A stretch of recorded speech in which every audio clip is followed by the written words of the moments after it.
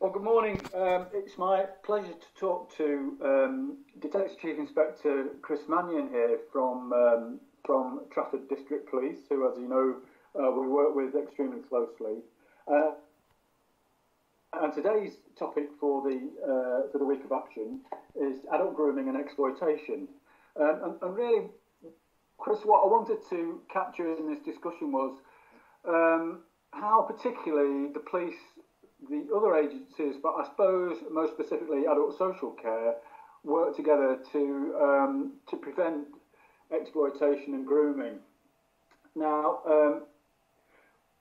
I've worked closely with the police for all the time I've worked for the local authority, and then obviously before that when I worked in a similar role to yourself.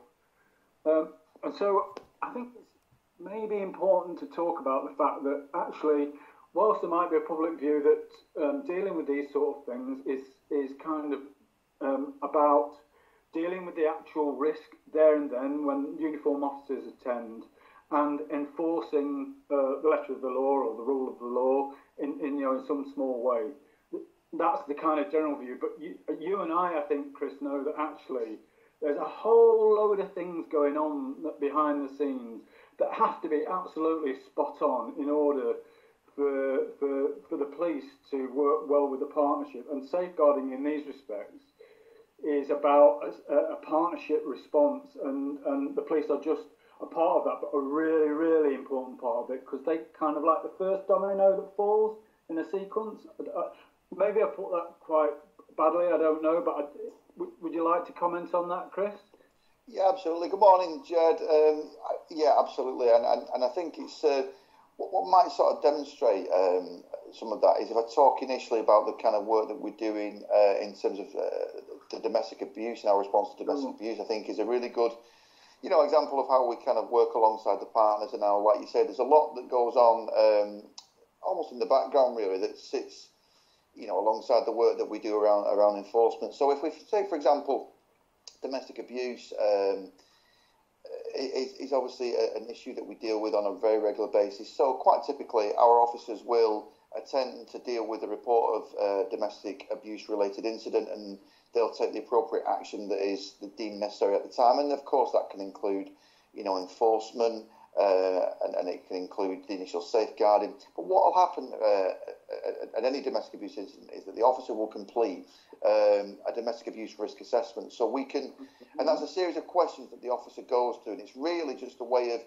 Is that what they call the dash? That's right. Yeah, that's right. So that is the now. Tell me if I've got this wrong, but so I think that's called the domestic abuse, stalking, and harassment risk assessment that we hear about all the time, and that is a risk assessment of how serious the domestic abuse incident is. Is that right, Chris? It is. That's exactly right, Jed. So the officer will complete that risk assessment, and it's a series of questions. And when you go through the questions with the quite often with the victims, and when you look at that incident as a whole, the dash assessment is exactly that. It's a risk assessment, and it gives you the means to sit back objectively and say, okay, what is the risk that I'm looking at here? What are the triggers here? What are the flags? What are the concerns that I should have? Because we know that certain aspects, certain features are early indicators of, for example, domestic homicide, and you might be dealing with a fairly low level incident as it stands, but you could be equally looking at a certain trigger or a flag that raises that concern in your mind. So you're quite right. The officer completes a dash report. So they'll be categorised as either a standard risk, medium risk, or a high risk. So if I just quickly talk through those. So the standard is what we call, the standard risk is quite the low level risk, if you like. So what we have at Trafford is we have a Strive risk assessor who works alongside a group called TLC, Talk, Listen, Change, which is a third sector organisation. And TLC are a list of volunteers who ring victims and signpost them and offer them support. So these are kind of people who've come onto the radar for the first time because there's been a report of a domestic abuse incident. We then kind of look at the more sort of medium risk, and if you want to come in at any time, Jeb, please just let me know. But we have the medium risk dash cases. So these are triaged by the Trafford safeguarding unit who are based at the police station. The TSU, Chapter Safeguarding Unit, multi-agency, police and various professionals from the partnership. And as I say, they will refer, so they will review all the medium risk domestic abuse cases each day. And quite often they can take action such as they'll offer a referral to TDAS, which is Trafford Domestic Abuse Services. They're obviously our commission service who we work with. Yeah, go on, Jeb. So, Chris, so you've told us about the kind of the it's all serious stuff, but the least serious, if it's probably the best way of putting it, is the standard risk that comes out as a result of the dash risk assessment. And I presume what that does is it generates a score, and then you get and then you're now talking about a medium risk, and essentially you've got the lower risk, you've got Thrive, and you've got TLC, which are both organisations that would signpost and that would the third sector, and they would signpost to, I guess, support organisations that wouldn't deal with anything that was particularly high risk, or if they did, they would elevate it and escalate it. And then we've got medium.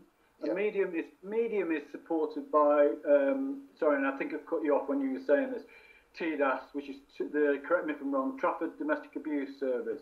Now that is a commissioned service, and it's important for our listeners to understand this. I think that is a commissioned service commissioned by the local authority. But that is a service that deals with medium risk domestic abuse cases referred into basically more or less exclusively by the police, but not totally. And then I think you got. Sorry, I interrupted you, but I think you're then going to talk about the higher risk stuff, Chris. That's going to marry. Yeah, absolutely. So with the high risk domestic abuse cases, we have a weekly MARAC meeting. You can ask me for the. I have got this. The definition. So MARAC, just for the benefit of listeners, is Multi-Agency Risk Assessment Conference. The MARAC meeting is held weekly now, and it's the chairing of that meeting is shared between the police, children's services, adult services, and health. That's, as you say, Jen, it's a multi-agency forum that deals with the high risk cases. For the high risk, they'll, for example, get offered the services of an IDVA, independent domestic violence advocate. That's someone who's there to offer support to the higher risk, higher end risk victims of domestic abuse. The MARAC is in essence there to support the high risk victims, and that's a national initiative. But interestingly, it also looks at perpetrator behaviour as well. As the focus on victim, look at perpetrator behaviour and make other links with various safeguarding processes. So Chris, so this MARAC, it takes place weekly now. I think that's a great innovation, and I know that's kind of fairly resource intensive for everybody involved.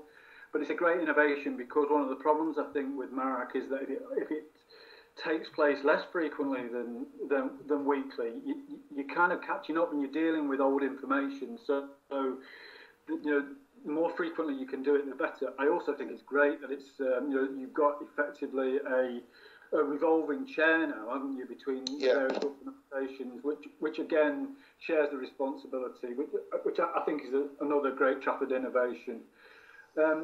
But so the MARAC itself is, I think, and correct me if I'm wrong here, but just paraphrasing for yourself, Chris, the MARAC is an information sharing forum, and so typically you get sat around a table, you get say it's the police chairing, just for the sake of argument, the police chairing, and then you get children's social care, adult social care, you might get education there, you might get drug and alcohol, you might get health, you might, so it is a true multi-agency forum, and that's what's wonderful about it.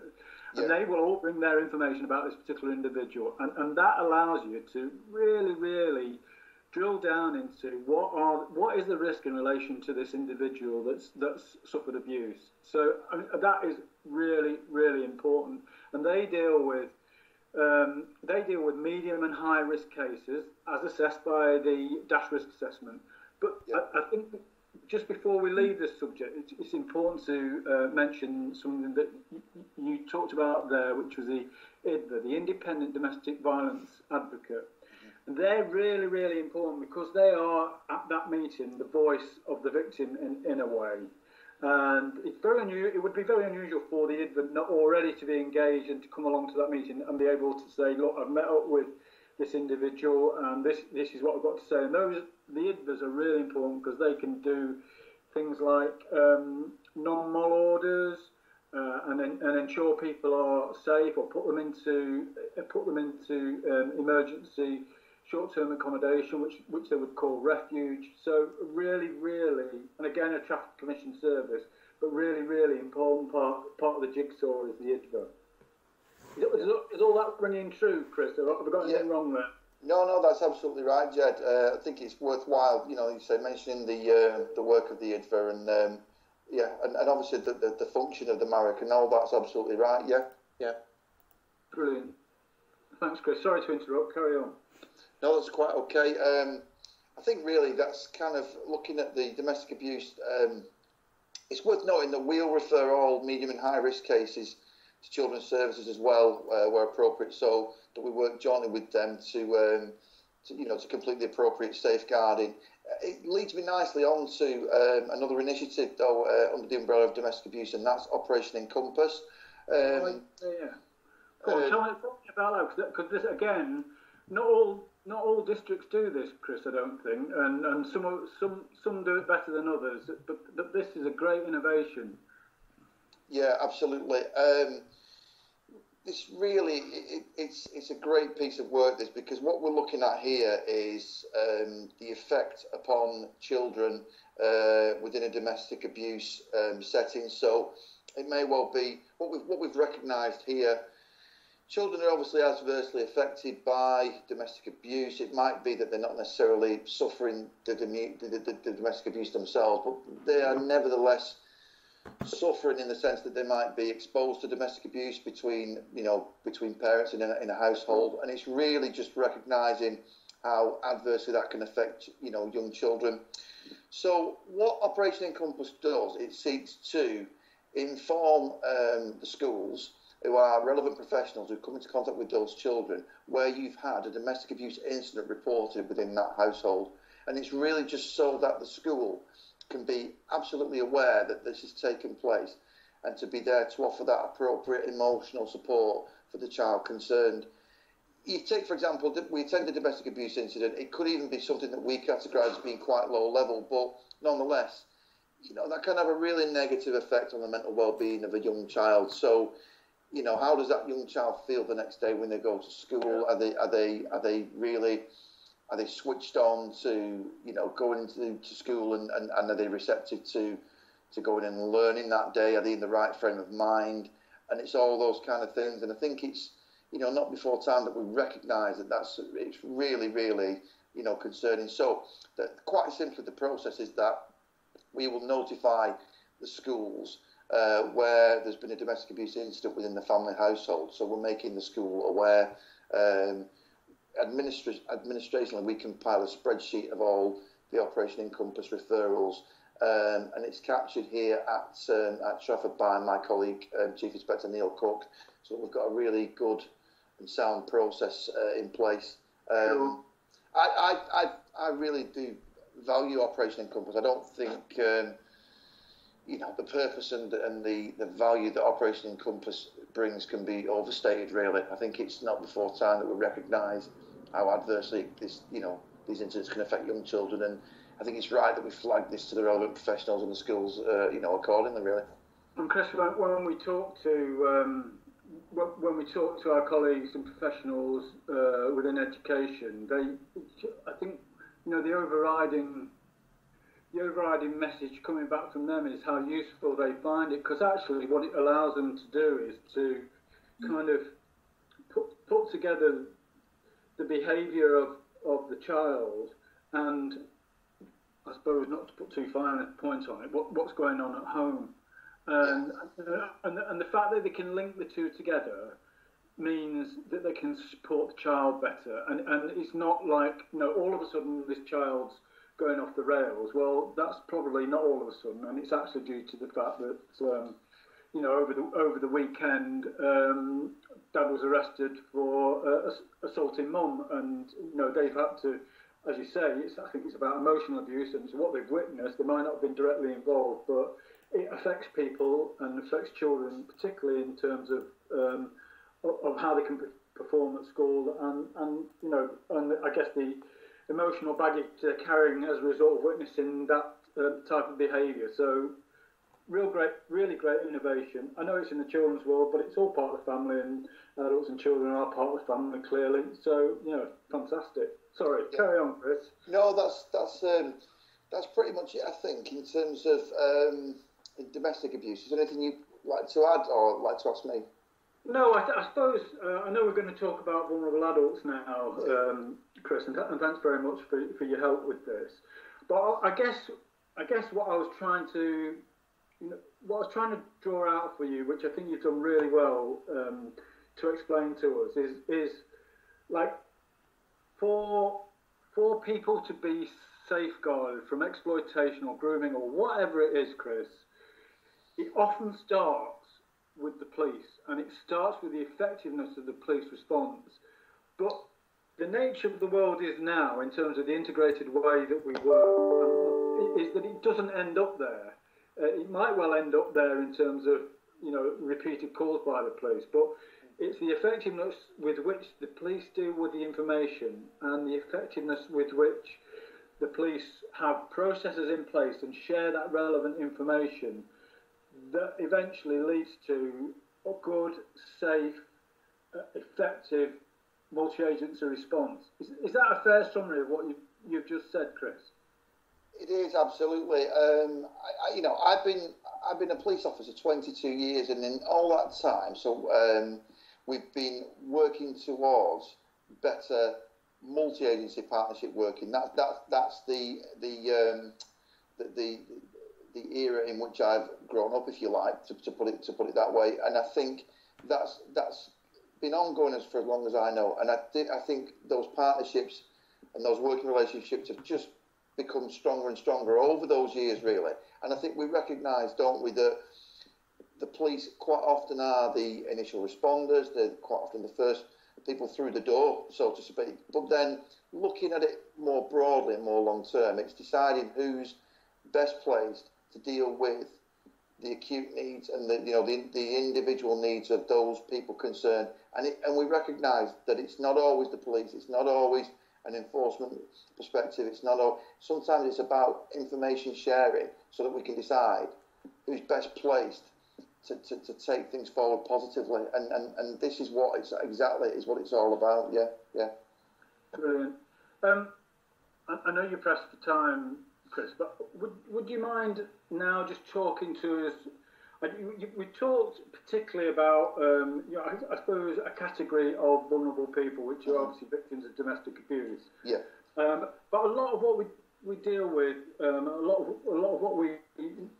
of the individuals we need to support and kind of wrap around with this multi-agency process, if you like, or other vulnerable adults, and particularly thinking about individuals that self-neglect. I take it the multi-agency support is very similar but kind of slightly different, and I wonder if you wouldn't mind explaining that to me, Chris, please, if you don't mind. Yeah, no, absolutely. So in respect of adults, vulnerable adults, again, not too dissimilar from what we've already spoke about in terms of the police being the initial responders and in a position to really raise the flags in relation to any concerns so that the right agencies are appropriately cited and there to offer support. We've got a really good system at Trafford, so there's a daily communication between ourselves, the police, and Trafford partners through what we call the daily DRM meeting, which is the daily risk management meeting. Let me try and put that into context and just illustrate that a little bit. So if, for example, we have the response officers that will go to a report of an adult, some sort of incident. So it could be, for example, we have somebody wandering the streets, and it might be that it's a dementia issue. So what we would quite simply do is that incident would be dealt with. The initial responders would deal with those initial concerns. So that might be that they take them to a place of safety. It might be that we look at, evoking our powers under the Mental Health Act. But what those officers would do is create a report that details what we've dealt with and what we've done with the vulnerable adult. So the Trafford Safeguarding Unit, the TSU, will review each day the previous 24 hours incidents. So where they feel necessary, any incidents involving vulnerable adults, they will add to the daily DRM meeting. So they'll share the information with adult social care, for example, and then they'll discuss those cases and decide, what's the best place for those cases to be progressed, what signposting needs to be completed. If you look at, for example, I talk about the case with dementia, it might be that we would simply share with social care, who would then take the referral and deal with it through an assessment through the memory clinic, for example. And then we could decide who would be the best place to carry on in terms of the longer safeguarding needs of that individual. It's about ensuring that the right professionals can pick up these cases quickly so that we're not leaving somebody open and at risk. And it's a quick way of sharing the information. And sometimes it could be something as simple as we make a referral to the local GP, but it's multi-agency and it's discussed on a daily basis, and that's what's so effective about it, I think. So the key thing there, I think, Chris, that you're describing is the frequency of it. So we've got based on the previous 24 hours instance, we've got or the police have got the number of individuals that they would wish to talk to, adult social care, mental health maybe in their children's social care if it's appropriate, and then the other key agencies. And they are discussed within the daily risk management meeting, and they are a means of kind of there and then on a daily basis saying, look, this is the risk that the police have dealt with or other agencies have dealt with in the last 24 hours. Because equally it might be that adult social care have found something that is really alarming and they think they need to bring it to the attention of the police. So, but I think what it does is it emulates, maybe it mirrors in a way, kind of processes that have been going on within children's social care for a few years, and we've been doing it for a few years now as well. But what it does is it's a daily means of sharing information about vulnerable adults at risk. Is that a fair summary? Yeah, that's absolutely right, Jed. Yeah, that's fine. It's probably worth mentioning as well that within the Trafford Safeguarding Unit, we've got a mental health practitioner who sits in that team. So they started to look at the repeat demand as well.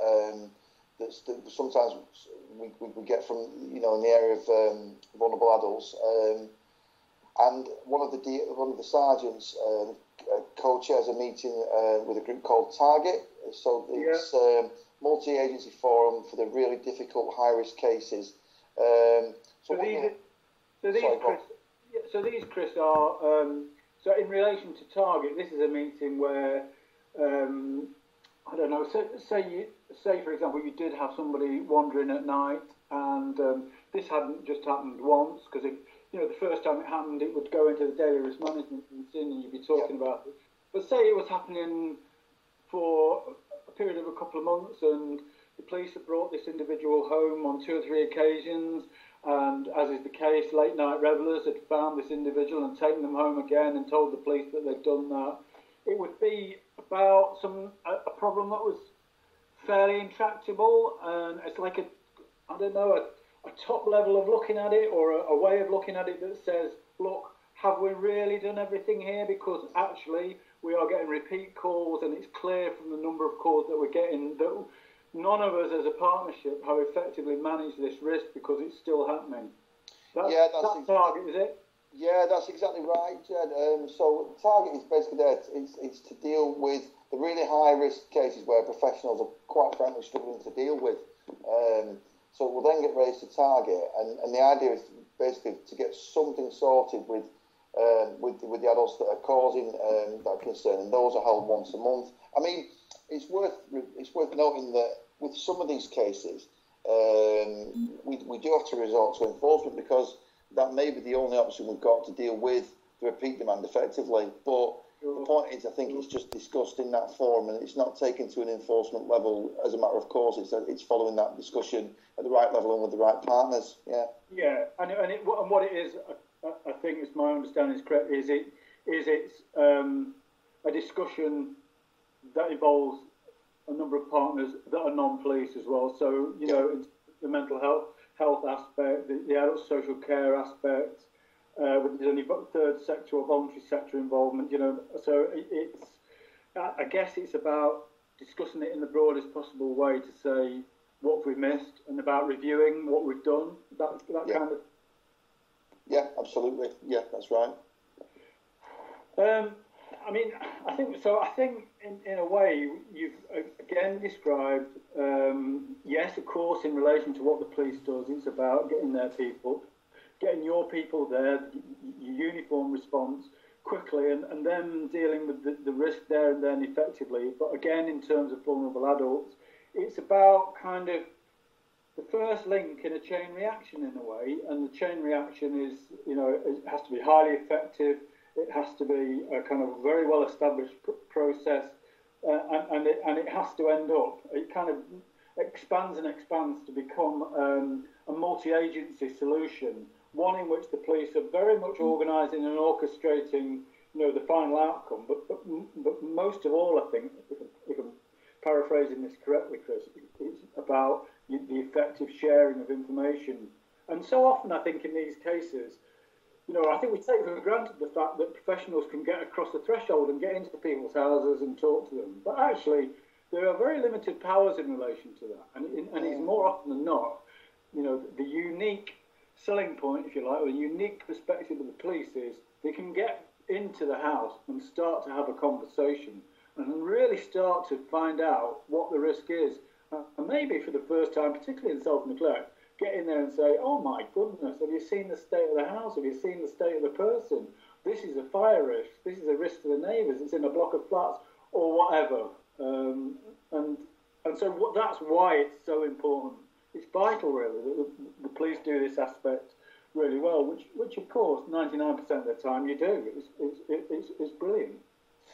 Yeah, I mean, it goes back to the point you raised right at the beginning, Jed, about quite often the police being the first, you know, responders, the first ones through the door, to coin a phrase as I would put it. And that's why I think it's really important that from the police perspective, initially, it's a good and effective initial response. But I think then the next step is to making sure that the appropriate flags are raised, the appropriate referrals are made, and that ensures that the relevant partners, the right people, the appropriate agencies are notified to be able to manage the kind of coordinated response, you know, from there on in, really.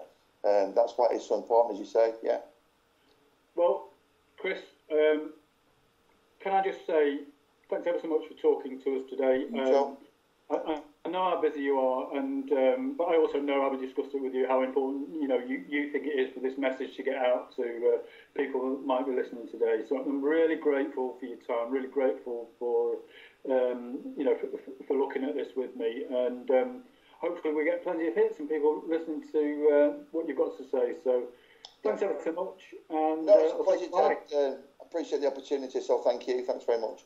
Thank you, Chris. Bye. Bye.